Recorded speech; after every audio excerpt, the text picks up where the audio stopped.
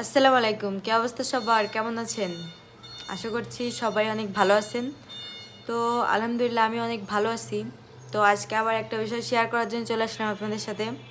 সেটা হচ্ছে যে সংসারে শান্তি বজায় রাখার জন্যে। সংসারে শান্তি বজায় রাখার জন্যে শুধুমাত্র স্বামী স্ত্রী মিলেমিশে থাকলেই চলবে না, হ্যাঁ?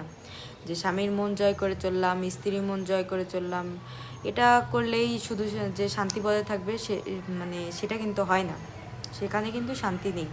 মেনলি যে স্বামীকে নিয়ে অন্য জায়গা সেট আপ হয়ে গেলাম, এটা সেটা, বা স্বামীকে স্বামীর পরিবার থেকে আলাদা করে আমি সুখে থাকলাম, পরবর্তীতেও আমার আমার ছেলে মেয়ে হোক বা যেই হোক না কেন, এটা কিন্তু আসবে, ঘুরে ফিরে আমার দিকেই আসবে।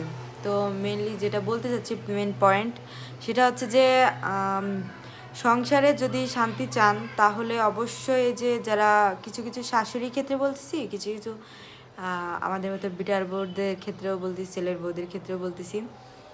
তো আমরা আসলে মেনলি যে শাশুড়ি, আমরা জন্ম হওয়ার পরেই কিন্তু আমরা নিজেদের মাকে চিনতে পারি না, হ্যাঁ, যে কোনটা আমাদের মা। তো মায়ের আদর যত্ন ভালোবাসা পাওয়ার পরেই কিন্তু আমরা চিনতে পারি যে আসলে এটা আমাদের মা। এটা আসলে আমাদের একজন আল্লাহ তাআলার পরে তার তার কাছেই আমাদের, তার পায়ের নিচে আমাদের জান্নাত। এটা কিন্তু আমরা পরবর্তীতে জানতে পারি। তার আদর সোহাগ ভালোবাসা স্নেহ মায়া মমতাই তো আমাদের টের পাইয়ে দেয়, তাই না, যে এটাই আমাদের মা। তো মেনলি যারা শাশুড়ি আছে, হ্যাঁ, তাদের ক্ষেত্রে বলতেছি যে আপনারা যে ছেলের বউটাকে আনা মাত্রই ভাবেন যে তাকে দিয়ে বাড়ির সমস্ত কাজবাজ করাবো, তাকে দিয়ে যত ঝামেলা আছে তাকে দিয়ে ছাড়াবো। আচ্ছা, আপনি কি আপনার মেয়েটাকে যখন শুরু থেকে জীবনে যখন আপনার কোলে আসছে তখন থেকে কাজবাজ করাইতে পারছেন? তখন তো পারেন নাই। তাকে আদর যত্ন দিয়ে বড় করছেন, লালন পালন করছেন, দেখা যাচ্ছে 14-15 বছর ধরে তার তার সব কিছু করছেন। 14-15 কিংবা 20 বছর, অনেকেই 20 বছর পর্যন্ত মেয়েদেরকে লালন পালন করে, তাদের জামা কাপড় ধুয়ে দেয়।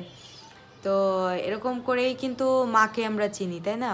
তো আমরা যারা শাশুড়িরা আছে, শাশুড়িদের ক্ষেত্রে বলতেছি যে আপনার মেয়েটাকে যেভাবে আপনি লালন পালন করছেন, তো এভাবে কিন্তু আপনি আপনার ছেলের বউটাকে ছাড় দিতে শেখেন, হ্যাঁ। ছাড় না দিলে কিন্তু আপনার ছেলের বউটা কখনোই আপনাকে মায়ের সম্মানে দেখবে না। এই যে মাকে যখন আমরা নিঃস্বার্থভাবে ভালোবাসতে পারি, হ্যাঁ, আমরা শাশুড়িকে কেন পারবো না? কারণ শাশুড়িরা আমাদেরকে নিজেদের মেয়ের মতো দেখে না।